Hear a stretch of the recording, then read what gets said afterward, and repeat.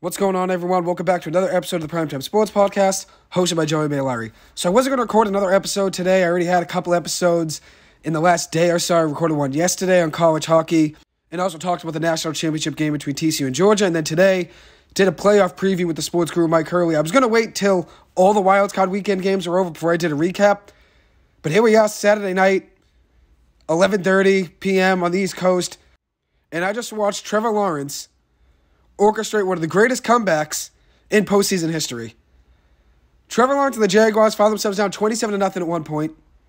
27-0 at one point in this game to the Jacksonville Jaguars with 4 minutes to go in the second quarter. Trevor Lawrence threw a touchdown pass to Evan Engram right before halftime. And I said, at that moment, at least it's some momentum. I didn't think they would have orchestrated a comeback like this. I thought there's still a chance they could be in this game. And at one point, I looked at the money line, which I had bet on this game. It was plus 2,000 when the score was 27-0. Plus 2,000. And at that point, I mean, you could throw a couple dollars down just to do it for the sake of it, right? I didn't bet on it, though. I'm just watching this game just to watch it for the entertainment aspect of it. But when Trevor Lawrence threw a touchdown pass to Evan Engram, I said, okay, play good defense when you get the ball back in the second half after you have to kick off to Los Angeles.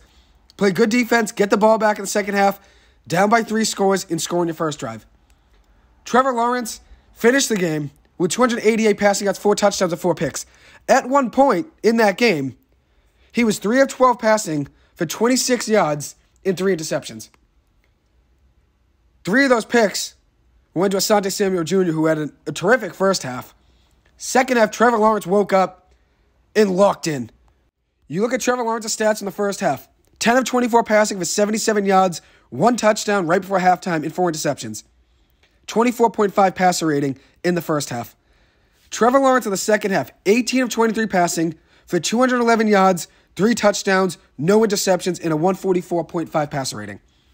144.5 passer rating, finishing the game with 4 touchdowns and 4 picks, became the first quarterback in NFL history to throw 4 picks in the first half in a playoff game and end up winning the game.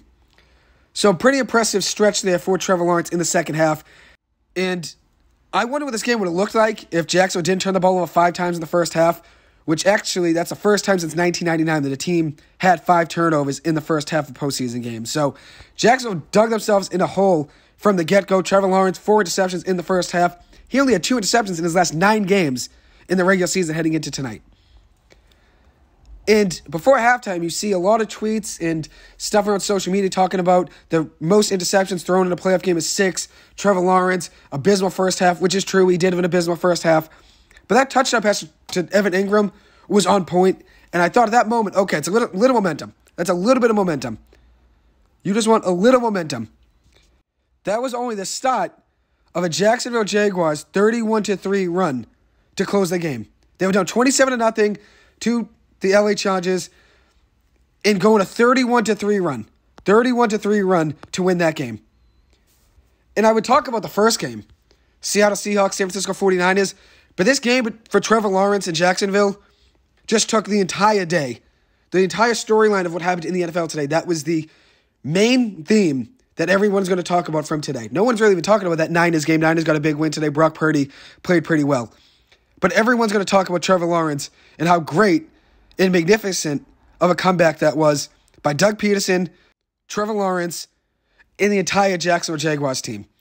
And the Jaguars defense stepped up heavily in the second half.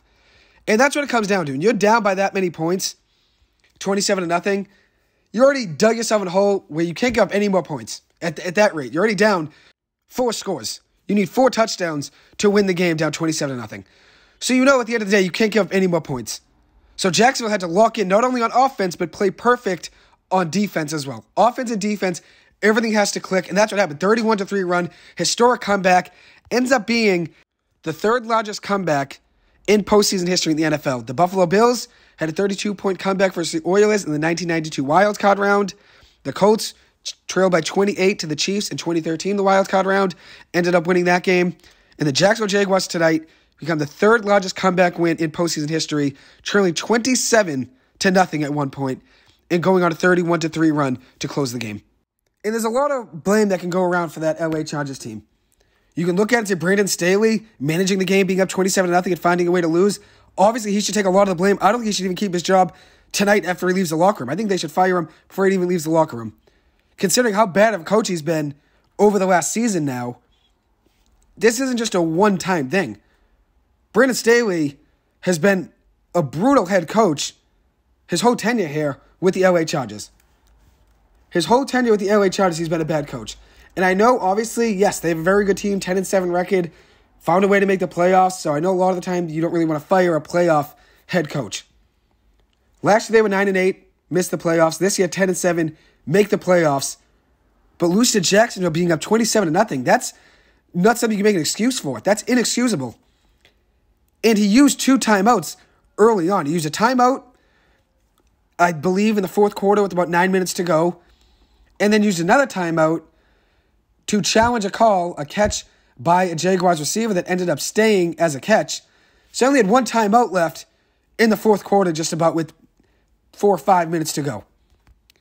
So you look at that, you only have 1 timeout, so you know chances are, if you need to make a game-winning drive, you're probably not getting it unless you have the 2-minute warning with a few timeouts.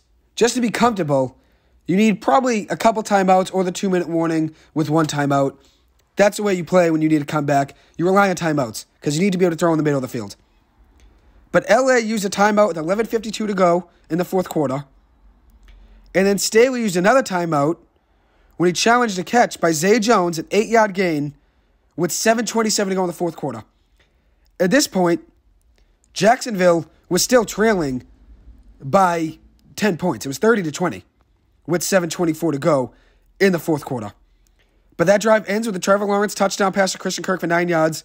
Then Joey Bosa has an unsportsmanlike conduct penalty. He was upset, thought there was a false start by the right tackle on Jacksonville, which I would agree with. There was a false start on Jacksonville's right tackle in that play there. But gets an unsportsmanlike penalty, so Jacksonville uses that penalty and forces it on the 2-point conversion. Jacksonville could have chosen to done it on the kickoff, but they said, let's get the ball at the 1-yard line, go for 2.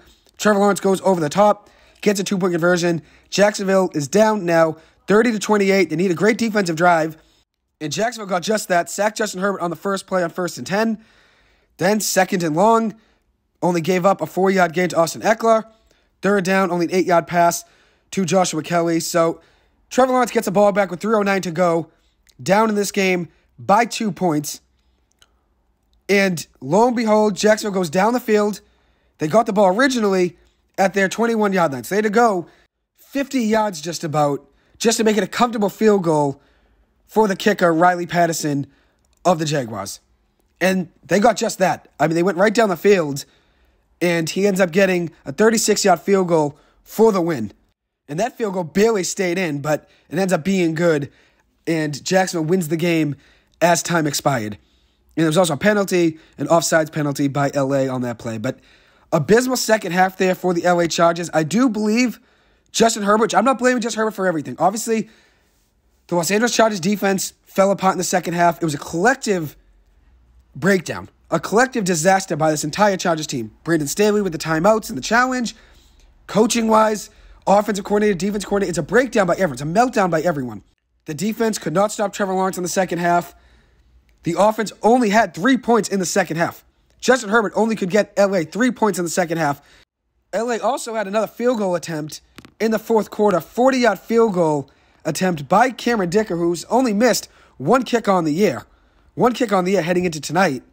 And he ends up missing a 40-yard field goal that would have extended the Jacksonville lead from 30-20 to 33-20. And obviously Jacksonville would have to score 2 touchdowns rather than getting a touchdown, 2-point conversion, and a field goal to win the game. That's the difference. 30-20 versus 33-20. Jacksonville has to get 2 touchdowns rather than an 8 and a 3. And that's what they got, 11 points, end up winning the game, getting points on their last 2 drives. If you look at Jacksonville's last 5 drives, touchdown to Evan Ingram right before halftime. Then a touchdown their first possession after halftime. 89-yard drive in 7 minutes and 17 seconds. Trevor Lawrence, 6-yard touchdown pass to Marvin Jones. Then their next drive, 5 plays, 68 yards in 2 minutes and 14 seconds, getting a 39-yard touchdown pass to Zay Jones. A beautiful pass by Trevor Lawrence. Jacksonville elected to go for 2, end up not getting it. Then there's a 14-play drive for LA's offense. 53 yards, 14 plays in 6 minutes and 57 seconds. Chewed a lot of clock. They're up by 10 points. Try to extend the lead and Cameron Dicker misses a second field goal on the season. Second missed field goal on the season for Cameron Dicker. Came at a bad time to miss his second field goal. He's only a rookie kicker. He had a very good rookie season. Ends up missing a 40-yard field goal. Jacksonville's lead stays at 10 points. Trevor Lawrence, 9 plays, 64 yards in 3 minutes and 22 seconds. That next drive ending in a beautiful 9-yard touchdown pass from Trevor Lawrence to Christian Kirk. And then Trevor Lawrence goes over the top for a 2-point conversion attempt from the 1-yard line after Joey Bosa had an unsportsmanlike conduct penalty, giving Jacksonville the ball at the 1. They go for 2. They get it, 30-28. Then Jacksonville's defense had their best drive of the night. 3 plays, 5 yards in 2 minutes and 16 seconds, getting Trevor Lawrence the ball back. As I said, they sacked Justin Herbert on the first play of that drive with 5 minutes and 25 seconds to go. They get Trevor Lawrence the ball back with 3 minutes and 9 seconds with Jacksonville trailing by 2 points. And Trevor Lawrence goes 10 plays, 61 yards in 3 minutes and 9 seconds, winning the game 31-30 with a 36-yard field goal as time expired by Riley Patterson. Jacksonville ends up winning the game on a 31-3 run, scoring on their last 5 drives. Jacksonville scored on the last 5 drives. 14 plays, 89 yards in 7 minutes and 17 seconds right before halftime for a touchdown to Evan Engram. Then a 5-play, 68-yard drive in 2 minutes and 14 seconds with a touchdown pass, 39 yards from Trevor Lawrence to Zay Jones. Then, getting the ball back, 9 plays, 64 yards in 3 minutes and 22 seconds, getting a 9-yard touchdown pass to Christian Kirk with Trevor Lawrence getting a 2-point rush attempt. And then, 10 plays, 61 yards, 3 minutes and 9 seconds with a game-winning field goal for Jacksonville. What a win for Trevor Lawrence. What a win for the Jacksonville Jaguars. They will be moving on, getting their first playoff win since their 2018 AFC Championship run where they lost to the Patriots. As for the Chargers, that was one of the biggest meltdowns in the NFL in postseason history, considering it's the third largest comeback in NFL history, and they only managed to get 3 points in the second half with a missed field goal by the kicker who only missed 1 field goal on the season. Their defense could not stop Trevor Lawrence in the second half with Trevor Lawrence throwing for 3 touchdowns and Jacksonville scoring 5 straight drives. Brandon Staley missing a challenge call, only having 1 timeout left with 5 minutes to go. And Justin Herbert only managing to get 3 points. Collectively, that offense falling apart for the Chargers in the second half at the worst time. So that's a disaster of a second half for the Chargers. And Trevor Lawrence and Jacksonville, what a run for them in the second half. An electric comeback and one of the best in NFL postseason history. As for the Chargers, I said, though, that's a collective collapse. A collective collapse. From the defense not being able to stop Trevor Lawrence in the second half to that bad penalty by Joey Bosa for an unsportsmanlike conduct. And that penalty set up Jacksonville for a 2-point conversion. If that 2-point conversion isn't successful by Jacksonville, Trevor Lawrence and the Jaguars only could have tied the game on that last drive. It would have been a 3-point game. They wouldn't have been able to win the game 31-30. So you can look at it from a lot of different perspectives. Coaching, only have 1 timeout left in the fourth quarter. A bad challenge. The offense falling apart, only scoring 3 points in the second half, being outscored 24-3 in the second half by Trevor Lawrence and the Jacksonville Jaguars. The defense not being able to stop Trevor Lawrence. The Chargers kicker missed only his second field goal attempt of the season, Cameron Dicker. There's a lot of ways you can look at this. And at the end of the day, it was a collective collapse for Jacksonville. Collective collapse. As for Jacksonville, they're the comeback kids. Their last 5 home games, they were down 17-0 to the Raiders. Jacksonville came back and won that game. Week 12, down 19-10 to the Ravens. Jacksonville won that game. Week 15, Jacksonville trailed 27-10 to the Dallas Cowboys. Jacksonville won that game. Week 18, down 10-0 to the Titans in a win-or-go-home chance to go to the playoffs. You win that game, you go to the playoffs. You lose, you do not win the AFC South, you don't go to the playoffs. Jacksonville down 10-0 to Tennessee, wins that game. And tonight, wild card weekend, game 1 of the playoffs. Jacksonville down 27-0 to the Chargers. Jacksonville wins that game. So week 9 down 17-0 to the Raiders. Jacksonville wins. Week 12 down 19-10 to the Ravens. Jacksonville wins that game. Week 15 down 27-10 to the Cowboys. Jacksonville wins that game in the second half, winning that game in overtime with the pick 6 and Rayshon Jenkins, who had a historic game in that week. Week 18 down 10-0 to the Titans. As I said, that was the game to win the AFC South to go to the playoffs. Jacksonville down 10-0 wins that game. And then wildcard weekend tonight, down 27-0. Jacksonville wins that game, down 27-0 on a historic comeback, the third largest comeback in NFL postseason history. Tough night for the LA Chargers. I said collective collapse by the entire team. Allowing 5 straight possessions for Jacksonville's offense to score, the defense fell apart and just went to sleep in the second half. Up 27-0 in the first half at one point, give them a touchdown right before halftime, being up 27-7, but then going to bed in the second half and completely forgetting the entire game plan they had in the first half. Trevor Lawrence was so uncomfortable in the first half, 4 interceptions in the first half, and at one point, he had more completions to Asante Samuel Jr. with 3 interceptions thrown to Asante Samuel Jr. He had more completions to a cornerback on the Chargers than he had any receiver on his own team in Jacksonville. He had 3 completions to his Jacksonville Jaguars receiving core at one point, and 3 completions to Asante Samuel Jr. at one point in the first half. They mixed up looks. They made it hard on Trevor Lawrence, made him very uncomfortable in the pocket, forced some bad throws from him in the first half, and then just completely abandoned that game plan in the second half, allowing 5 straight possessions for Jacksonville and Trevor Lawrence to score. So the defense just quit in the second half. The offense could only get 3 points in the second half. Also, a missed field goal from a kicker that only missed 1 field goal in the air, a rookie kicker, but he only missed 1 field goal heading into this game. I believe it was 21 of 22 heading into tonight, which was the best percentage for a rookie kicker with a minimum of 20 attempts in NFL history, if I remember that graphic right. And head coaching was a complete disaster, only having 1 timeout in the fourth quarter with 7 minutes to go. So a historic comeback for Jacksonville and a historic collapse for the LA Chargers, one that I'm sure Brandon Staley will never forget. And I don't think his job is safe. I think he will be fired rather soon, considering Trevor Lawrence in Jacksonville just completely dominating the second half. Trevor Lawrence in the first half only had 77 passing yards with 1 touchdown and 4 picks. In the first half, 77 yards for 1 touchdown and 4 picks. The second half, 211 passing yards, 3 touchdowns, no interceptions. Trevor Lawrence went to work in the second half, and that's partly on coaching. The defense coordinator and the head coach, they're to blame. The offense coordinator and the head coach are to blame for that second half collapse on offense, only getting 3 points, and just the team as a whole. As I said, there's no other way to put it. It's a collective collapse by LA. And there's one more graphic I want to mention, one more statistic I just saw from ESPN. The LA Chargers became the first team in NFL playoff history to lose with a 5+ turnover margin. 5+ turnover margin, and they lost that game. And I'll repeat, the LA Chargers had a 5+ turnover margin. Didn't turn the ball over once. 0 turnovers for LA, 5 for Jacksonville, and they lose that game 31-30. So imagine what this game would have been if Trevor Lawrence had 4 interceptions in the first half and Jacksonville didn't muff a punt, where one of Jacksonville's blockers didn't even know the punt was coming and it hit him off the helmet, putting the Chargers in very good field position to score. Imagine what this game would have been if Jacksonville didn't turn the ball over 5 times in the first half.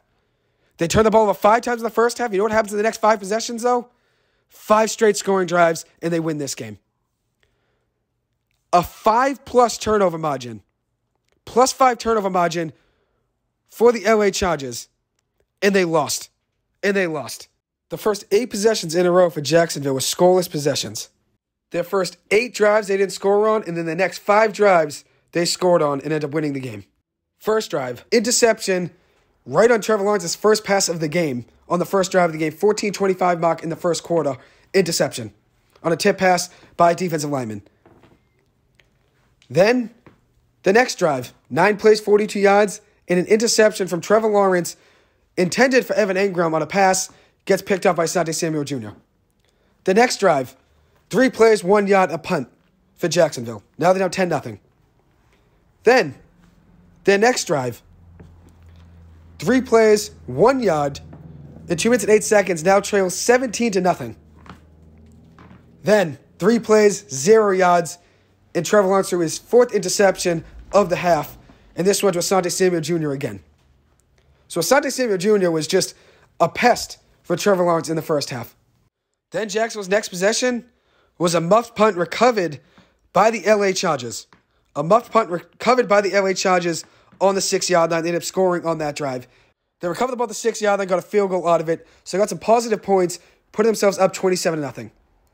Then, yet again, another drive where Jacksonville had to punt the ball, just going 3 plays, 8 yards, and 1 minute 14 seconds. So now the score is 27-0. Jacksonville plays very good defense on the next drive. Get the ball back with 1 minute 49 seconds left in the first half, and Trevor Lawrence orchestrates a 47-yard drive with 7 plays in 1 minute 25 seconds, giving Jacksonville some momentum going into halftime with a touchdown. And then they scored in the next 4 possessions. Touchdown, touchdown, touchdown, field goal. To recap, their first 8 possessions were scoreless possessions.